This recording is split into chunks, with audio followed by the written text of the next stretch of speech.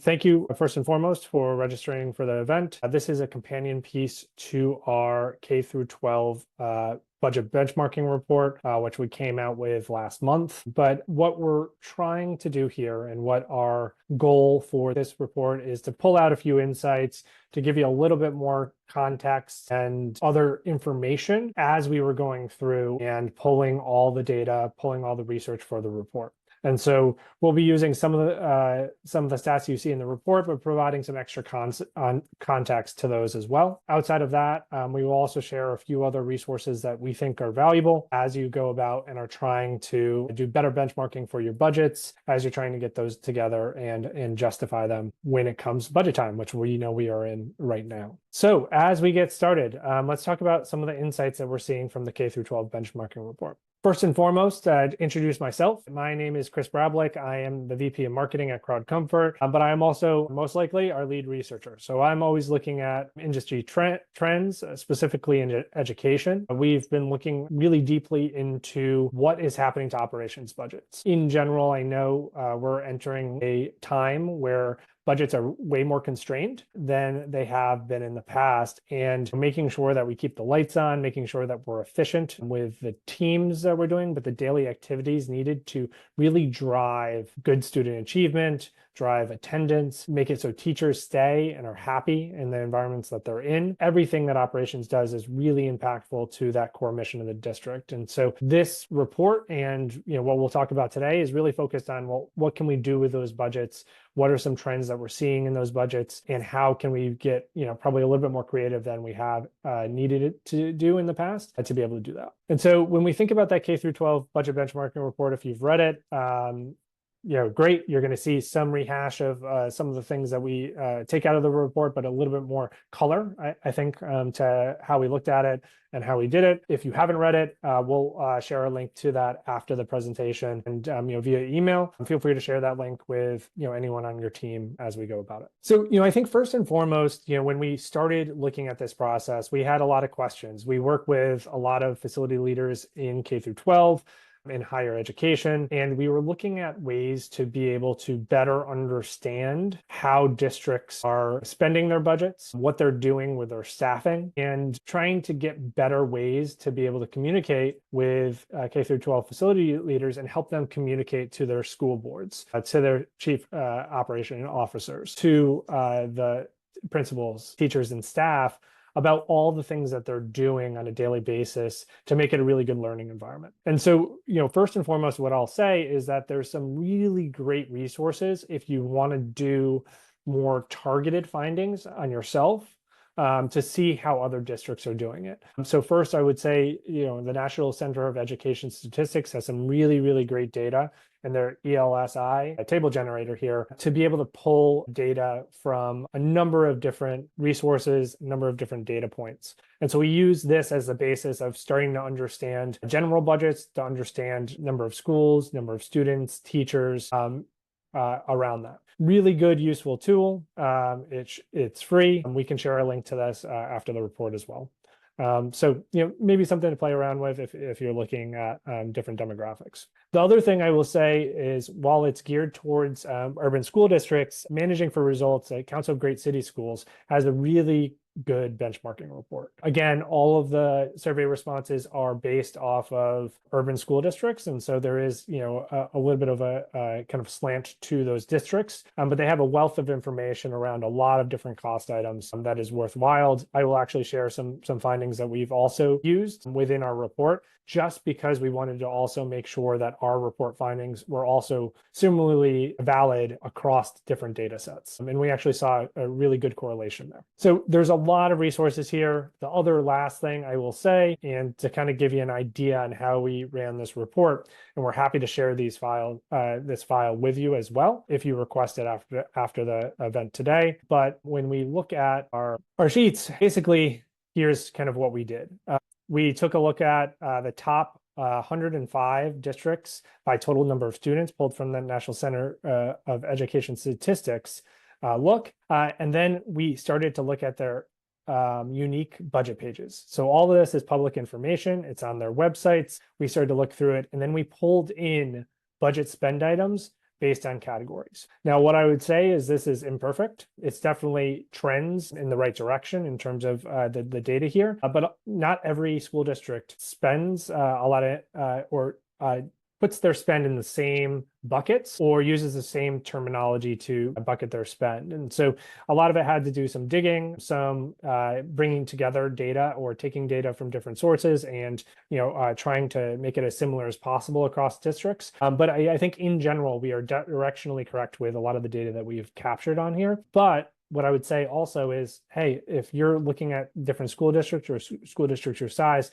they will have publicly available information that you can start to dictate benchmark. So definitely I would look for that as well. And as I said, the ELSI is a really good generator that allows you to pull a lot of different data points across all public school districts. And then managing for results is a great place. This is directly on the Council of Great City Schools website.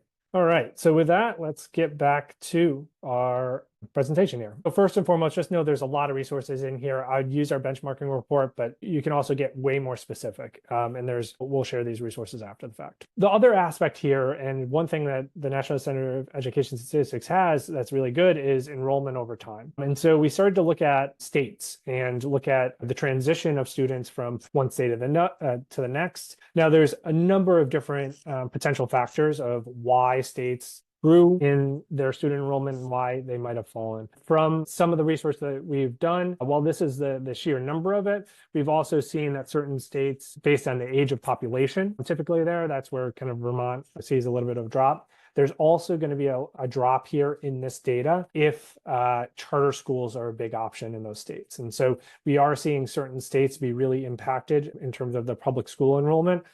Based on charter schools being a viable option here. And that's not something that we included in our research for this year, but will be included next year. Is starting to look at charter schools as well there. But what's really interesting is, I don't think we're seeing a ton of geographical shift specifically, from East Coast to West Coast or to the South or areas there. It's usually state by state, and it's usually a few different factors around age of population, around kind of, which in turn affects birth rates and things like that, but also on the charter school side. Great. The second thing that we had a question on, because one of the things that I think is really, really important when we think about operations on a school district level and where we see a lot of challenges is there's typically, challenges when we have more buildings that we need to service across a wide geographic region, right? We, typically, where we've, worked with districts is where they've had big challenges is, hey, they had to drive a long way to see what was happening in one school or to fix something in a school. And they were very geographically disparate. So, in those scenarios, having more schools that you have to service, it becomes a real challenge. The other aspect is having a higher quantity of schools within, a certain geographic region. And then, obviously, if you have both, that becomes harder. What we've seen, I think, in a trend, and what's interesting is when we looked at those top 104 districts, what we saw is that usually there's actually a trend to a little bit more schools in the buildings available for larger districts, like the very, very top-notch larger districts. I think that's because they have more students. I think they also have older buildings that typically they'll probably own or are kind of working towards. And so there's also probably an element where there's a lack of capital budget spend to create new schools, right? And so basically shut down schools and create new ones. However, what we kind of saw in the trend when we think about kind of the number of schools,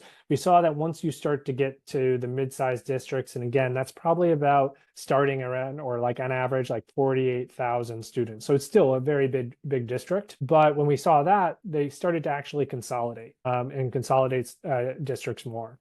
I would say in general, that's probably more suburban school districts for the most part. And even then, as we talk to more districts that are smaller in those sizes in the schools, we're seeing even more consolidation for those districts, mainly from just being able to do an upkeep and the expenses related to keeping schools open. I think there's also a huge trend here that's happening that we have in our Impact of Cleaning ebook that has a lot of really good data on the age of buildings. Is we're seeing a lot of buildings be that school districts use being very old. And so that consolidation, I think, is also leading with that trend of the deferred maintenance and the age of the buildings that are happening there. So again, general trend is that students are going up in some of the smaller districts, but the number of schools, we're actually seeing a pretty big consolidation, which means more resources, but into less building space. The other thing that we really wanted to look at is, are city schools or urban school districts spending more than suburban districts? And so, just in general, when we think of a kind of the baseline, we look at across these schools, and again, this is the top 105 schools by student attendance, we see that it's around 7% is kind of M&O budget. So when we say M&O budget, that's maintenance operations spend, that's routine maintenance, that probably doesn't include new construction or anything around that. That's just kind of keeping the lights on, doing the cleaning, utilities within that space. And so when we kind of looked at city versus suburbs, we saw just in general, city schools are spending a larger proportion on their M&O budget in general. This is not surprising to me when we kind of think about that. I think in general, most of the urban school districts have much more deferred maintenance. They also have older buildings in a lot of places. And as we saw before, the number of schools isn't necessarily decreasing, right? And so in general, because they have more schools, because they have to have more staff across different schools, I could see an elevated budget. When we look at suburban schools, we do see that budget come down a little bit from a per student basis and from a general basis in general of that total budget. So some really interesting things here. So depending on what school district you are, again, if you're looking for peer groups, I might pull a little bit more from the suburban if you're a suburban school district, more from the city there. The other aspect here is, I think when we look at other comparisons to this data, managing for results. Again, this is the Council of Great City Schools benchmarking report. Saw a very similar kind of M&O budget per student when they're looking at that district. And so we feel pretty confident that we've hit this pretty well to give some good benchmarking data around this. And I'll just say here, as you have questions, feel free to add those to the chat or that Q&A panel that you have there, and happy to answer or go a little bit deeper into any of the questions you see here. And then, I think when we boil it down to ultimate costs and then the percentage, one thing that I find interesting is we also saw some districts, be pretty consistent on the urban side, but on the suburban side, we saw a pretty big gap, right? So on the median side, it's about 6%, but then we saw some a little bit higher, and then we saw a lot lower. And so when we think about kind of the overall spend here, again, this might be just things around our data, around some of the things that we pulled and how we interpreted M&O. But just in general, I think we did see much lower spend in terms of a percentage spend on general maintenance and operations within the suburban school districts we saw. And again, I think that probably also comes to the idea that we're seeing less schools per student that make maintenance and operations a little bit easier and a little bit more targeted. And then when we think about kind of custodial budgets, one of the biggest things, and again, because we're focused and while we work with maintenance teams at school districts, we also work very heavily with our custodial teams. And one of the questions we typically get asked is, what is the spend on the custodial services? And what we see a lot is that the custodial services are often kind of the largest budget item for M&O spend. And it's mainly because it's a daily activity. It is very labor intensive. And so there's benefits, there's a number of other things that are factored into that. And again, a clean school is probably the most crucial activity that you can do from an operations perspective within that building to have a daily impact. So when we look at those custodial budgets, we did find a number of good numbers around this. We had about a $300 per student in custodial services. What I would say here on the custodial side is the data is less complete than some of the M&O data that we had, mainly because custodial gets broken up into a few different layers on those budget line item reports, whether that's a personnel area or sometimes it's not fully broken out. So the $300 per student, I think, is a pretty good proxy for what we've seen, but there's a low sample size there. Now, one thing I will say here is that, again, using other research reports, Council of Great City Schools, they have great data as well. That 300 does fit into kind of how they're also seeing that, right? Going from like 213 per student to about $391 per student. The other factors here, knowing the industry and knowing how districts are spending and utilizing resources here, there was also a pretty decent sized mix of fully outsourced custodial services for districts and internal teams and hybrid models, right? What we've seen in general within that kind of spend is typically we have day staff that is internal. And so every day during school hours, usually those are internal staff for some of those hybrid models. And then they're outsourcing the night cleaning shifts to vendors or organizations. And so I would say that's the predominant model we've seen across school districts, but in general, that is $300 per student, I think is a good proxy. And again, that'll fluctuate pretty greatly on a state level. And we've also seen that, you know, in general, because wages and unions, depending on where you live and what states you're a part of, will impact that cost.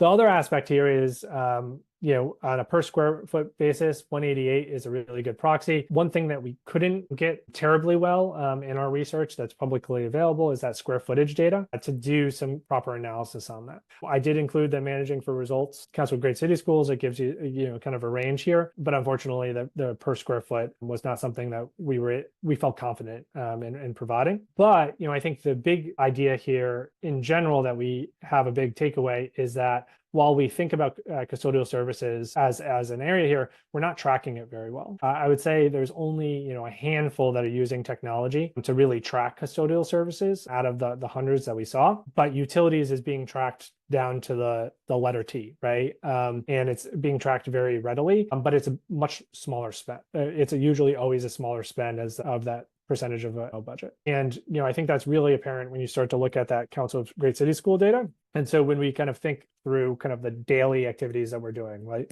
Providing energy, utilities, water, everything to that effect, doing the routine maintenance of fixing things, chairs, doing work orders around that, and then the custodial of making sure that everything is clean on a daily basis, we see that there's, you know, a pretty predominant spend on that custodial side. And so, you know, I think this is a really good proxy of, you know, looking around that, but also a really good call to action of how do we actually leverage technology? How do we start to get better data on this? Because a lot of times, and when we talk to organizations, custodial is kind of trying to wrap your head around it and understanding what's happening on a daily basis is not happening. Whether that's paper checklists or elsewhere, it's really a tough area to model. And so they're looking for different ways to be able to measure that because they are measuring maintenance relatively well with their CMS. They are measuring the utilities pretty well with metering in there. But custodial still is like kind of the unknown entity when we think about our budgets, even though it's a massive part of our spend. Great. And I encourage you to, you know, ask questions, you know, around that. And again, we'll share all these research reports after the presentation here. The other thing that I find interesting and we look through is that custodial teams, you know, I think we're seeing a lot of things happening where they're stretched thin. One of the biggest, most interesting areas here, and I would say we had probably a dozen to probably around maybe 20 different school districts include some sort of quality metric that they're pushing towards when it comes to custodial. I would say APPA is by far the most popular. For APPA, I would say pretty much everybody that we talk to is aiming for a level 2. Now, what's interesting about aiming for a level 2 is that there is, you know, in order to get that done, and the recommended level for APPA level 2 is that you have a custodian every 16. But what the reality is that we see that most organizations are not even close to that, right? They're much more in line with that level 3 total. And so what we're doing is we're setting these really high expectations of, hey, this is what we want to achieve, but we're not staffing appropriately. And so, you know, I think there's questions there of, well, should we be setting other expectations? But also there's probably like, how do we become more efficient, right? To do that.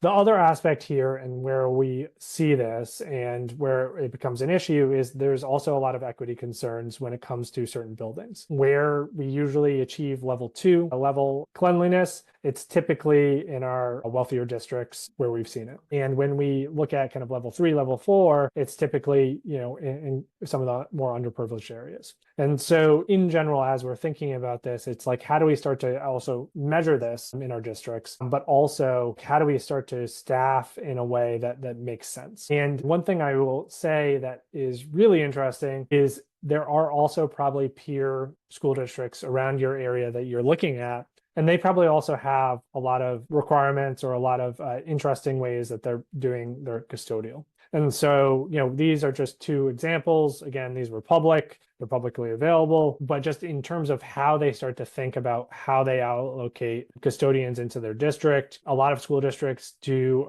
different allocation not based on square foot, but based on type of school. And they have, a number of budget items around there. The other thing that I think is a really good call out here that is really interesting is overtime. Overtime is, something that many custodians rely on. It's something that unions rely on as well at times. But it also is one of probably the most significant costs to cleaning operations that we've seen within districts. And so being able to reduce overtime to a degree can be a really good driver. And so there is a number of districts that we saw where overtime was much over the budget that they had. And it was consistent across the board, every year. And so the question is, well, how do we improve upon it? And so I would say in general, when we're thinking about that kind of overtime spend, nearly every district tried to account for that had a custodial line item. And when we kind of think about that, it's about having that data, making sure that people are in there. And usually when it happens, it's because the principal is pulling them in or substitutes are not showing up or someone's out. And so some really interesting things on overtime, not enough for us to feel confident in sharing that. But again, pretty much every assumed overtime cost was usurped and gone over in the fiscal year for a school district. And then, I think last but not least, one of the things that we saw pretty frequently in some of the challenges or the challenges for the next school year, especially on the maintenance and custodial side, is that we saw a lot of organizations start to look at their vacancies and have a number of vacancies open. This also correlates with a lot of conversations that we're having with districts. There is a real problem when it comes to kind of the labor force that typically takes these positions or typically works in these positions. In general, we have an aging workforce. It's about 46 years old with the Bureau of Labor Statistics. Here's kind of the look here, especially on custodial. And so we're not seeing as many young people get into this profession. And there's a number of different alternatives here. And so, when we were reading it, we had some horror stories that were even higher than this, but it was probably around 20 to 30% vacancies on many of these teams. What's interesting, and again, this is more kind of tangential trend as we're reading through it, but we're seeing a lot more districts that are around urban centers have a harder time with vacancies than school districts that are more in suburban or rural centers. Typically, that's because there's more options for employment, more options, that might pay a little bit more, pay a little bit more. And options for those workers. The other aspect here, and we've seen, and there's a number of research entities around this, is that COVID also, with a lot of staff that was let go, didn't come back into the profession. And so, I think it's going to be a big challenge here from a custodial standpoint. And when we start to put it in addition to that square footage problem, right, where we're asking custodians to cover more rooms, cover more square footage while we're understaffed, it's going to start to continue to be a problem on that quality expectation and that quality improvement over time. And so, right now, I think we're just trying to get people on those teams. We're trying to manage that. But in the next 5 to 10 years, this is going to continue to be an issue. And so how do we become way more efficient about how we equip our teams? How do we make sure that we improve efficiency on all those teams? And then I think the biggest issue is how do we retain the really good high performers on those teams, because we need to find ways to retain the talent that is really good in these areas. And how do we start to reward them and recognize them on a consistent basis? All right. So I went through that pretty quick. We're about 30 minutes in here. So I think in general, I would be happy to answer any questions if you want me to get deeper into the data here. But I think there's a number of really good findings. We will share our report. And so two reports that I think are really, really valuable, and we'll share this to every attendee after the fact, is our impact of cleaning on education. Again, there's a ton of research in this report. Even if you don't read the research in the report, go to the bibliography. There's a number of research sources over the last 10 to 15 years, all talking around how does cleaning impact school achievement, school attendance and performance, teacher retention, and a lot of really interesting data on the age of buildings and kind of the aging building portfolio that we have at most districts. So really good resource that we will send to you. The K-12 operations budget benchmarking report. Again, we will share that link if you've read it. Great. If you want, one thing here is if you want the data file, there is a link at the back of this report that you can click and you can request it, and we will send that over to you. So feel free to either respond to the email after the fact with the links to these reports, and we can provide that data file to you if you would like it. And then last but not least, we have an event coming up. If you're in the Chicago area, it will be near Wrigley. It's going to be a half-day conference really focused on operation leaders and how do we start to do more with less. And we know there's going to be a lot of pressure on budgets and a lot of pressure on teams to really drive operational performance. And so we have Chicago Public Schools, which will be kind of a keynote at that session. But if that's something that is interesting to you, let us know. We also are doing, at the very end of the event, doing a facilities tour of Wrigley Field, which should be a really interesting view into the belly of the beast there with that. So we can send a link there. Feel free to RSVP. Again, it's a complimentary event that we are offering to folks to join. And so with that, I will get to questions. All right. It looks like we have a few coming in here.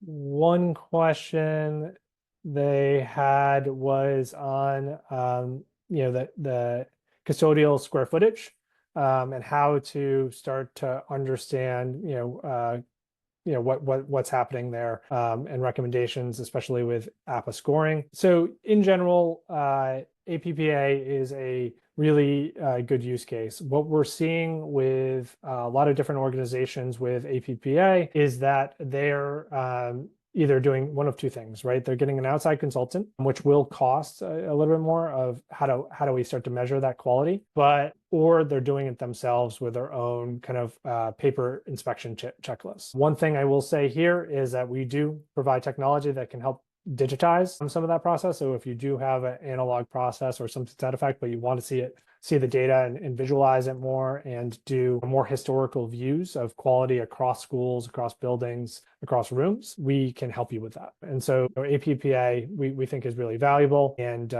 really interesting when we think about that. When we look at square footage per custodian, there's a few things that are really interesting, I think, that we've seen work and impact that, right? One is, I think we see a lot of custodians be pulled out of their daily routines by teachers, principals, the like, to do that. A lot of times that's not recorded in terms of how we think about what they're doing on a daily basis. And so we've actually seen that organizations have started to shift around different areas. But most importantly, they've also had conversations with principals in those schools to show them data around that. And so we actually have one customer that looking through and has their custodians through the mobile device and our technology to capture anytime they're pulled into something that's outside their daily routine. And what's really interesting is we can start to look at it by school, and then they go to the principal and they go, hey, FYI, that this custodian has been pulled into hundreds of different areas over the time on the area. So I think that's a really interesting way of thinking about that square footage. Is a lot of times we think about the square footage, we think about that statement of work, but then we don't include a lot of the other work that happens there. Outside of that, in terms of getting down there, I think one of the things that we see that is really important with the square footage conversation, especially when it comes to the staffing, is that like any other position or any other business with employees, we see that there are underperformers and there's high performers. performers. And so having a baseline for what does that performance, what should that look like, and what does that look like, and being able to continuously up level, that staff has become a really important issue because, even if you have custodians that are in a good square footage area, it will improve somewhat, but we have actually seen organizations really improve quality in general just by having better accountability measures around the performance that districts have and better data that helps them identify when quality issues exist, right? So that they can do training and really train up those custodians there. Okay, any other questions? Let's see. There was one last question here about custodial recognition. You mentioned, recognizing custodians. What are districts doing in that regard? Yeah, so in general, that wasn't something that we saw a lot in reports, but it is something that we hear a lot of organizations do. So in general, there's a few things that we recommend and we see work really well in districts. One is having like a common data set or a common way to measure folks across the board, whether that's surveys to principals, whether that's having a mobile app that allows to look at daily performance. In general, have kind of a general way to do that. What we've seen work really well is having events or have something that is either quarterly or biannual, where you're recognizing top performing teams or top performers, individual top performers. So that, recognition could be anything from like a pizza party, right? To there was a district in California that does a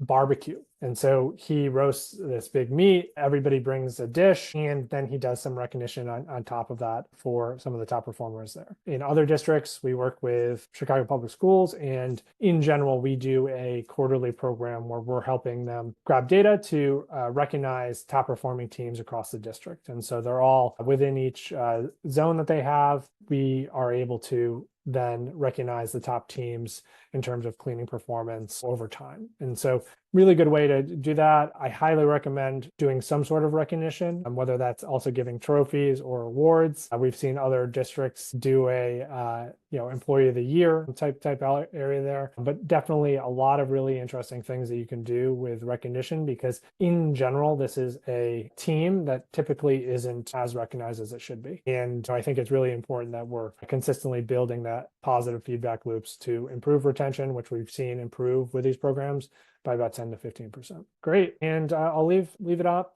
for any other questions that come up. But few last things is you'll see 2 research reports from me to come into your email box. And so we'll include the K-12 benchmarking report. We'll include the impact of cleaning on education report. And then we'll also include a link to Optimize if you're in that Chicago area and want to join us and listen to what Chicago Public Schools is doing on their cleaning initiatives. And if you have any other questions, you can respond to that email. Happy to answer anything specific that would be useful to help you when you're budgeting, when you're benchmarking against other districts. So with that, I appreciate it.